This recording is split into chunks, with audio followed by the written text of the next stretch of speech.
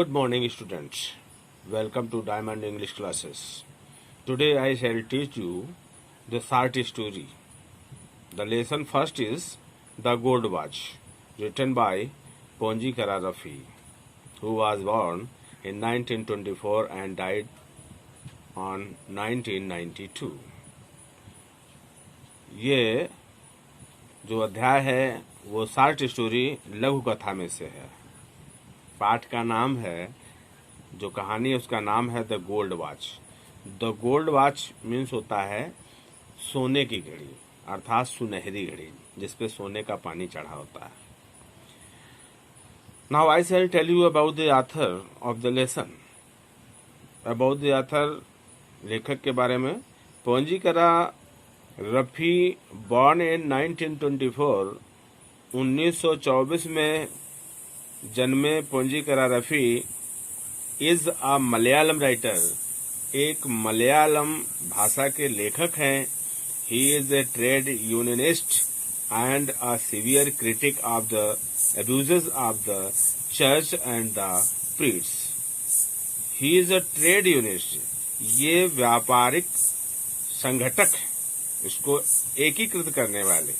And a severe critic, और बहुत बड़े आलोचक हैं of the abuses of the church and the priest. ये पुरोहित और चर्च जो है इनके दुरुपयोगों का जो है उसके ये क्या है, क्रिटिक हैं, आलोचक हैं, उसकी आलोचना करते हैं। जो प्रीस्ट लोग या चर्च में जो कार्य होते हैं उनका दुरुपयोग जो होता है उसकी आलोचना करते हैं। He started writing stories about the life of low paid workers, और उन्होंने लेखन प्रारंभ किया, स्टोरीज कहानियां लिखना शुरू किया about the life of low paid workers, जो बहुत ही कम पैसा पाने वाले श्रमिक होते हैं, ऐसे श्रमिकों के जीवन के बारे में जो स्टोरीज हैं उनको लिखना प्रारंभ किया।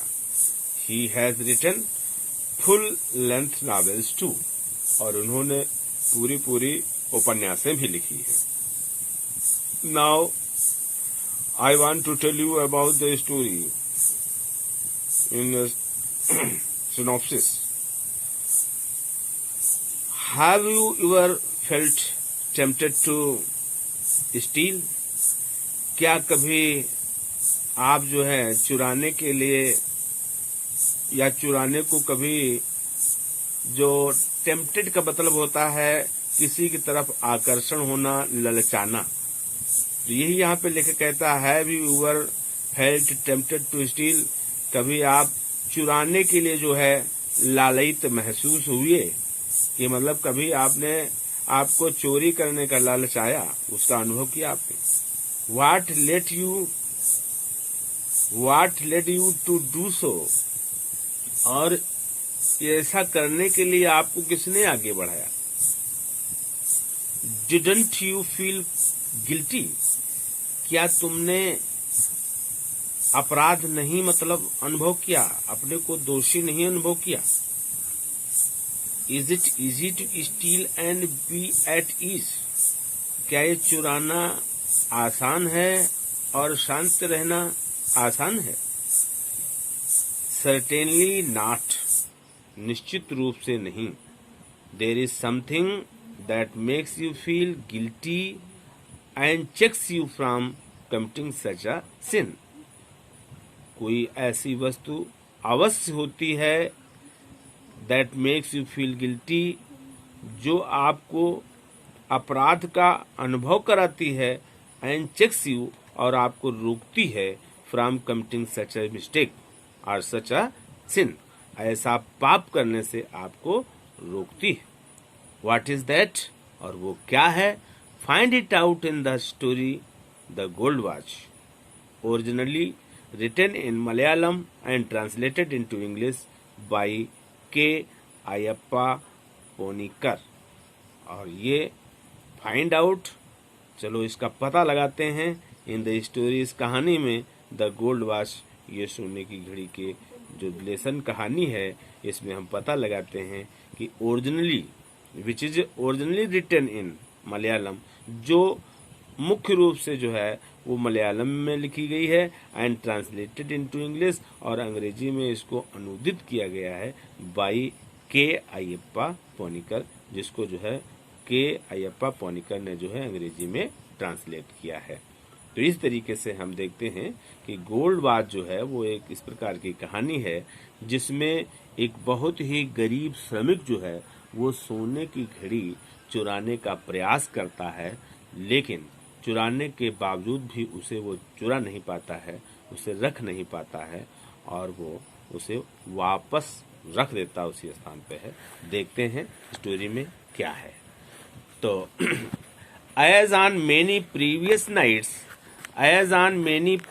nights, Sanku could not get any sleep that night. जैसा कि प्रारंभिक बहुत सी रातों में शंकु could not get any sleep, शंकु कोई भी नींद प्राप्त न कर सका, अर्थात सो न सका। दैट नाइट, उस रात्रि को। He turned and tossed in his bed, वो अपने बिस्तर पर करवटें बदलता रहा। But it was no use, लेकिन ये सब व्यर्थ था, इसका कोई लाभ न था। द मोर ही थॉट, जितना ही अधिक उसने सोचा, द वर्स ही फेल्ट, उतना ही बुरा उसने अनुभव किया। He closed his eyes and lay on his torn mat in the darkness, उसने अपनी आंखों को बंद कर लिया और अपनी फटी हुई, टॉर्न मीन्स फटी हुई, मैट माने चटाई, इन द डार्कनेस माने अंधेरे में ही अपनी फटी हुई चटाई पर लेट गया।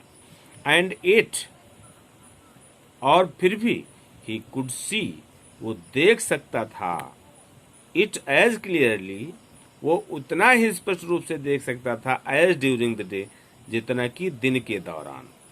द डिजर्टेड ऑफिस रूम, वो सुनसान जो है दफ्तर का कमरा। व्हेन एवरीवन हैड गॉन, जब सब कोई जा चुकता था। आउट फॉर रेस्ट, आराम के लिए।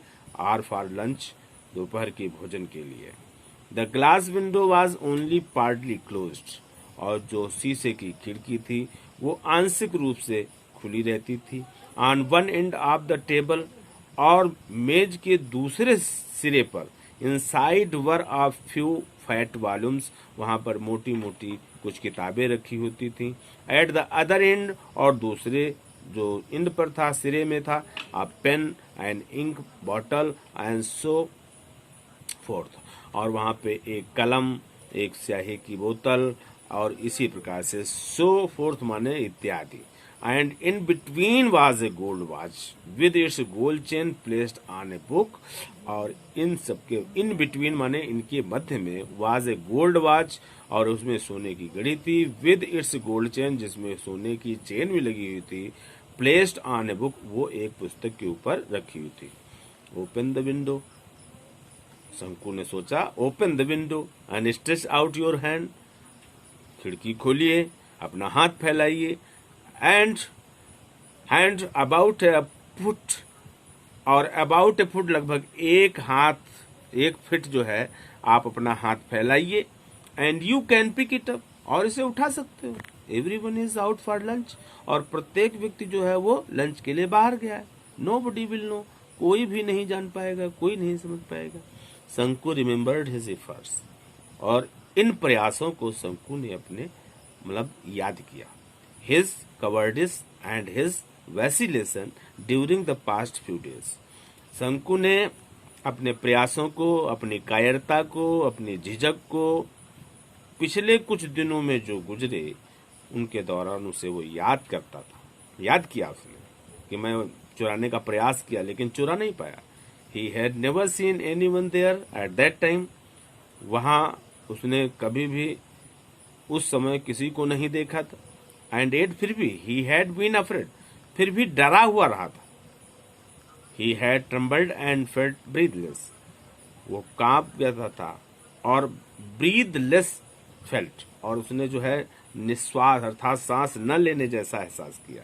दैट वाज वाई, और यही वो था जिसके कारण ही had refrained from taking the watch every time, और इसलिए वो प्रत्येक बार, every time, he had refrained, वो उससे दूर रहा, फ्रॉम टेकिंग द वॉच, उस घड़ी को लेने से वो बचा रहा, दूर रहा, उसको वो टाल सका। Thank you.